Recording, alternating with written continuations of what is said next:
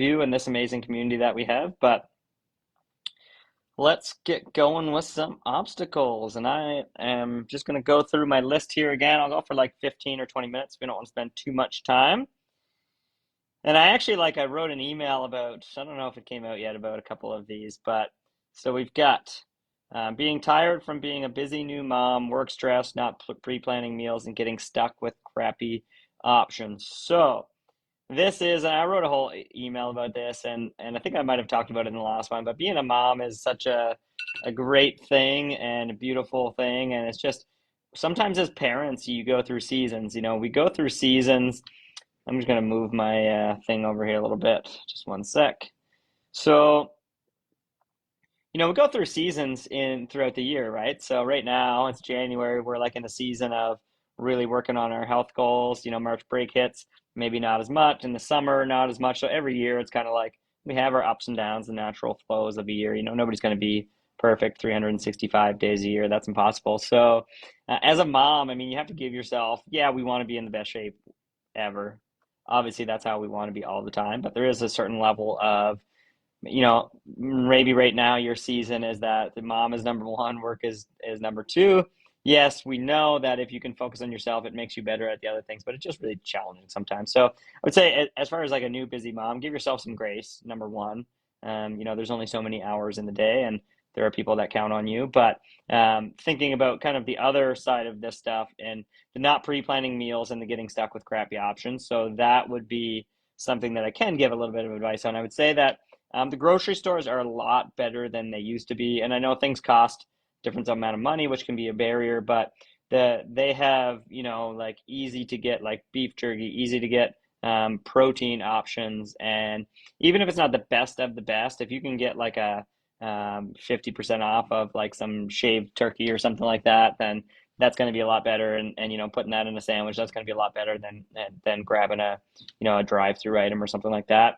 There's always like that fruit and veggies that are available. There's things that are cut up that you only have to throw in the oven or the air fryer for a less amount of time.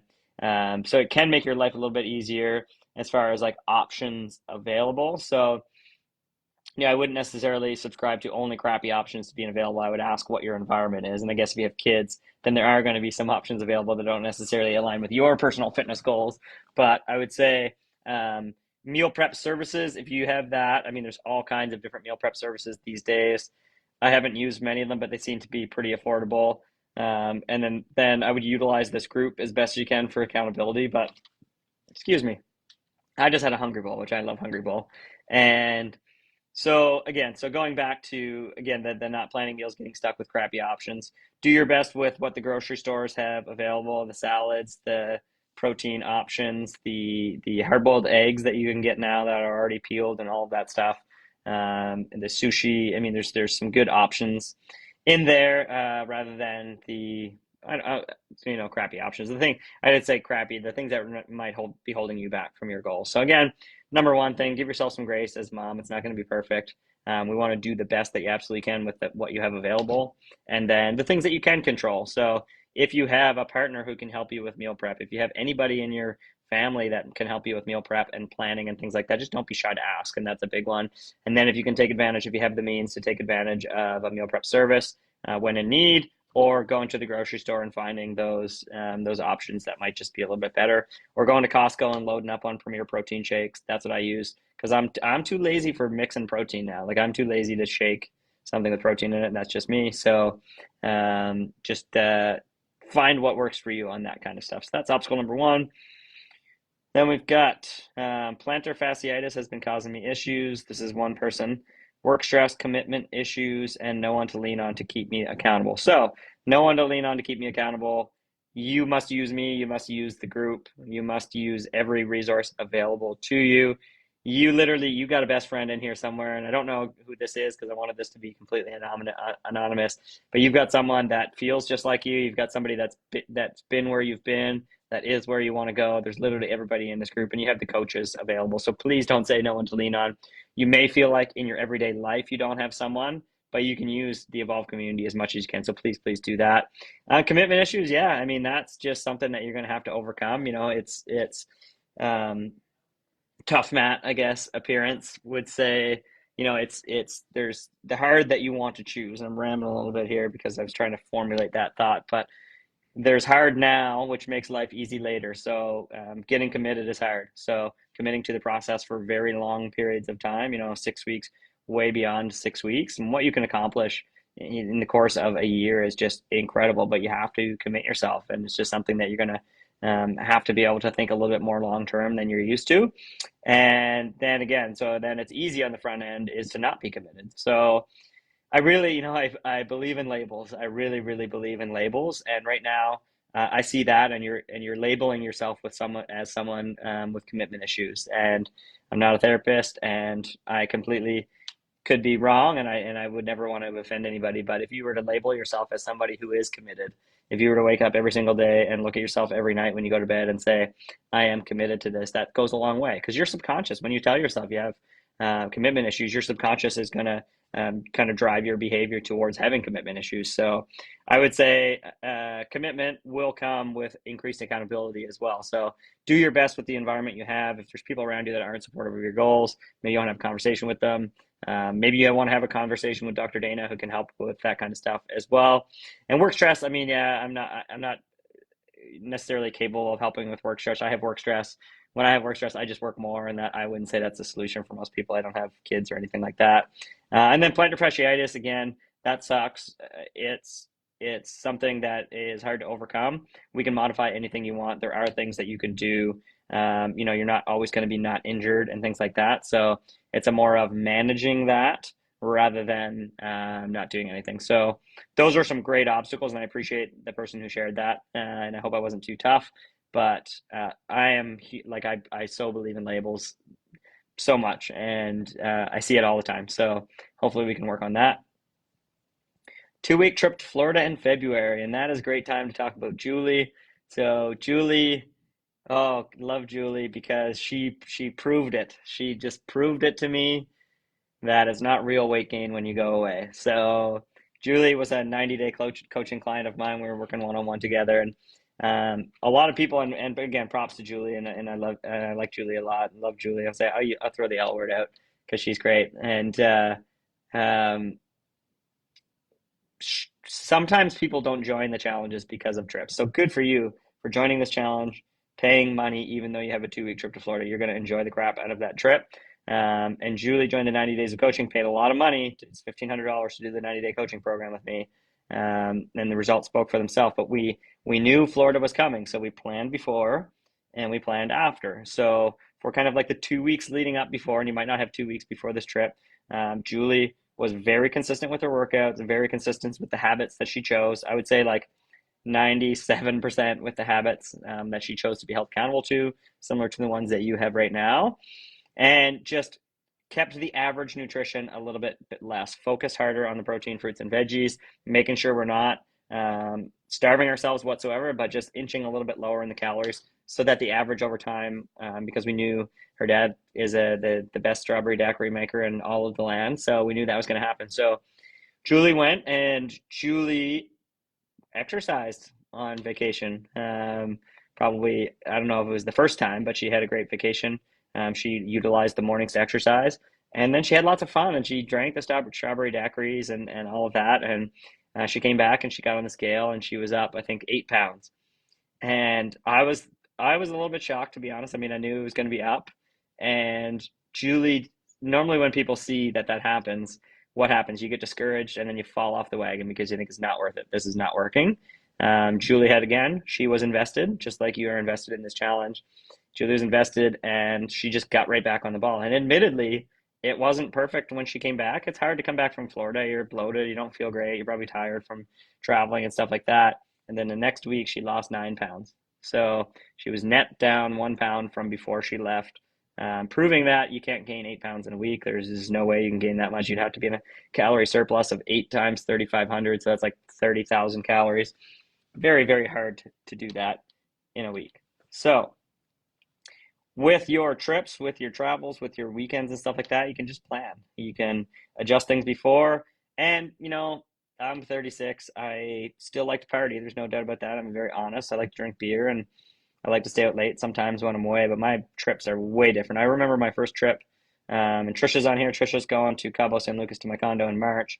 And my first trip to Cabo, I gained 10 pounds and I fell off the wagon when I got home because I got discouraged. And that was in 2000, that was in 2013. So that was 10 years ago. I was younger. I drank a lot of beer every single day. I didn't exercise once.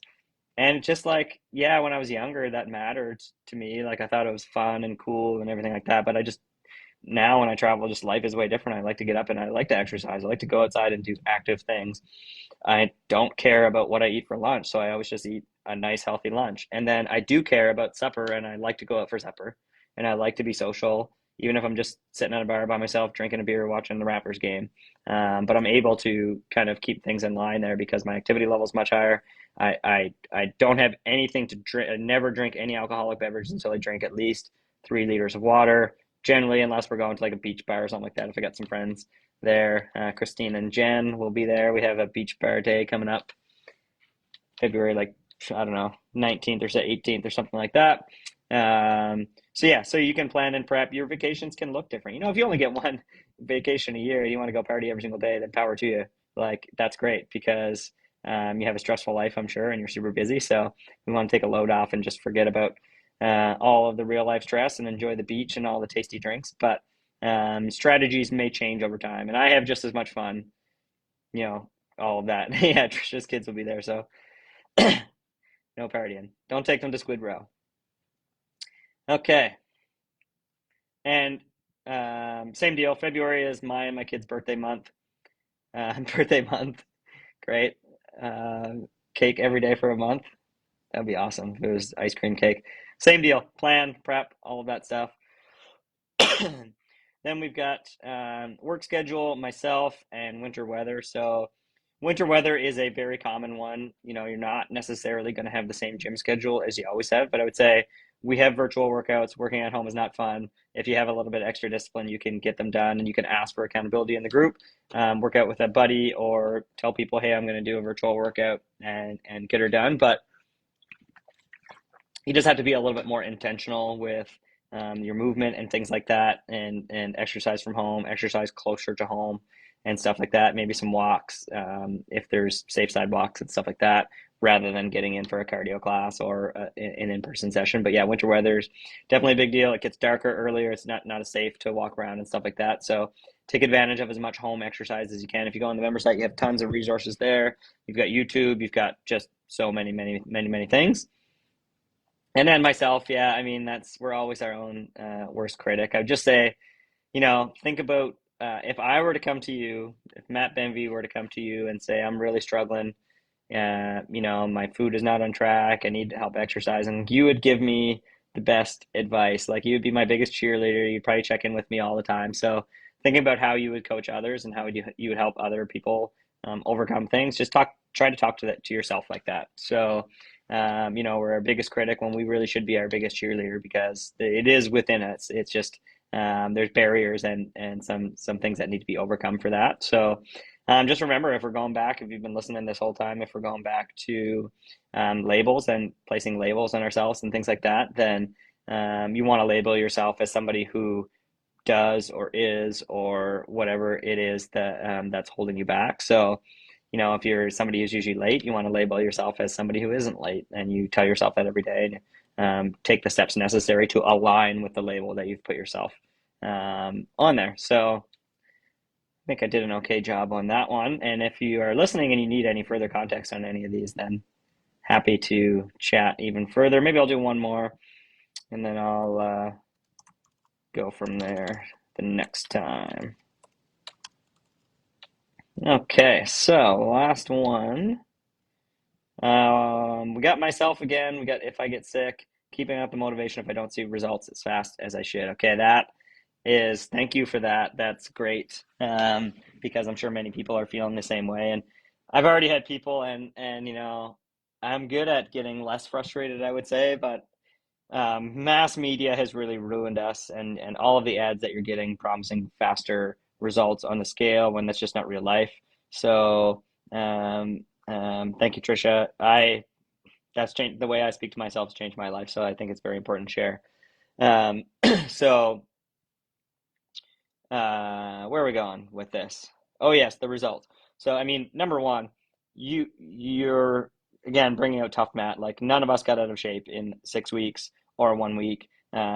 So to expect to have this massive weight loss in week one is just not going to happen. If you completely like don't eat any carbs and there is a chance that you'll have a big weight loss in week one, and some people will. It's just everybody's different. But you may gain weight in week one because if you're putting new stress on your body, you're going to hold on to fluid and all of that stuff to aid in your recovery. So when you break down your muscles, they're inflamed. So you need blood flow to help with that inflammation. So going for walks is great. And excuse me. And you're going to hold on to, you're going to have water retention and you're going to have fluid retention because your body is like needs to recover. So your body's going to do everything it can to recover. And that's going to be fluid. That's going to aid in your recovery. So some people gain in week one, maybe week 1.5, week two, because of that. Now, you may think, oh my God, this is the healthiest I've ever ate in my life. Why haven't I lost weight? It's just your body just doesn't know yet. Like it's only a week. It's only 7 days of how many thousands of days are you going to live in your life, right? So keeping the long term in mind. And, you know, I saw this podcast and it really kind of made me think about business and made me think about life in a different way. It's like, you know, this guy was talking about how when he went from being a gym owner to an investor in gyms and businesses and stuff like that, his perspective changed. He no longer cared about the initial result, which is like, I want to make as much money as I can today, to the investment long term, right? So you have to put in, you know, and I talk about it all the times, that's why we give you daily habits, is you have to put in the work every single day that's going to lead to this long-term investment. That if it's money, you know, if you looked in a compound interest calculator and you put in how much you're going to deposit every month and what it ends up with in 25 or 30 years, it's a huge number. But if you look at it for 5 years, it's not, right? So you have to be the one to put in those monthly deposits month after month after month. And that's our healthy habits. So you put in your healthy habits, those habits that we did day after day after day, 90%, day after day after day, 90%. Remember, you still 36 days of year that you don't do well is 90%. That's a lot. So when we go, okay, we got year one down, we got year three, we got year five, then and I know it's hard to see down the line, but all of a sudden you've made that investment in yourself and you're 70 years old and you're going on hikes with your grandkids and you're traveling and you're cruising and you're walking every day and you're like the person at the YMCA that everybody's jealous of because you're so jacked and or whatever. Jacked, not everyone wants to be jacked, but you're just like so fit and everybody looks up to you and everybody's asking you like how you did it and you're going to tell them it's like it's I put in those daily deposits every single day and I invested in my health for the long term. I didn't go on a crash diet. I didn't exercise for 2 hours a day. I didn't do things that I didn't feel like I could do forever. Now there's some trial and error involved in all of that. Obviously, the first program that you do is not necessarily going to be the last program you do, but it does take some time to figure out again what feels good and what is going to help you get results over the long term. So thinking about it that way rather than results in the first week of a program. Like there's some of you that have quit already. I'll just say it right now. You've quit already because you didn't lose weight in the first week. And I get terribly frustrated by that because I know that success is ahead. And I know that you've paid money and I know that you're just going to go waste money on the next program that promises big results in a small amount of time. So if you're feeling down about it, just have a conversation with me. I can give you perspective. You can talk to any one of our clients here who have been through it for long periods of time and understand like the sacrifices to get there. And there are sacrifices, and that's the thing. If you're not ready to make the sacrifices, then that's okay. You know, not everybody's going to be ready for it at every period of their life. Like I said, we go through seasons, and we have lots of moms here who, you know, there's. I did a goal setting session with a mom one time, and her only goal was to come 18 times in 6 weeks. That was her 6 week goal, and I thought that was great because she knew if she did that, she would feel better. And that would be one thing that was something for her. And some other things, again, there's side effects too, right? She could have said all of these other things, but they probably happened because she came 18 times, but she didn't want to put that pressure on herself. So just think about that and think about the long term. But go through my goal setting sheet again. It's still in the member site. Look at the non-scale victories because this is, I know this for a fact. If you are having non-scale victories, if any of those things are going well, and weight loss is your goal, like weight loss is not everybody's goal, obviously, and weight loss is your goal, the scale will catch up if you stick with it because the scale follows non-scale victories. And if those things are going great, then you have to just give yourself some perspective. Is it really a number on the scale that I want? Or is it really the feeling and all of the things that will be different in my life when I reach that number? So hopefully that can help. I think I will leave it there because that's over 20 minutes. But if you have questions, again, just let me know. Yeah, and the Cordelia is a great example of that. Like if you look at Cordelia, who's lost over 100 pounds, it's taken a long time. And but through that time, like I said, I don't know if I wrote an email about this recently or an Instagram post or something like that. It's like I wouldn't want you to lose 100 pounds tomorrow because you wouldn't have taken the time to learn the lessons and learn what was sustainable for you. You wouldn't have learned how to go through the ups and downs and come out on the other side. I mean, Cordelia lost over 100 pounds in a long amount of time, and there was lots of lessons that were learned along the way for that she can carry with her forever now. So if she goes through a rough patch and gains 10 pounds for whatever reason, then she has the tools to just reach out to her amazing support team and say, listen, I need some accountability, and then put those habits back in place. So super super important to have that perspective. And again, you've got many people in this group. There are 240 people in this group, plus like 20 coaches. So please use us all as you can. If you're feeling weak, or if you've had a moment of weakness, it just is what it is. You got to dust it off and keep going forward. So that is all. And if you're watching this after the fact, let me know and just shoot me an email, message in my coach, email and my coach messages. I check my coach like once a day. And then email, I check too much. Hope everybody has a good night, and we will be seeing you soon.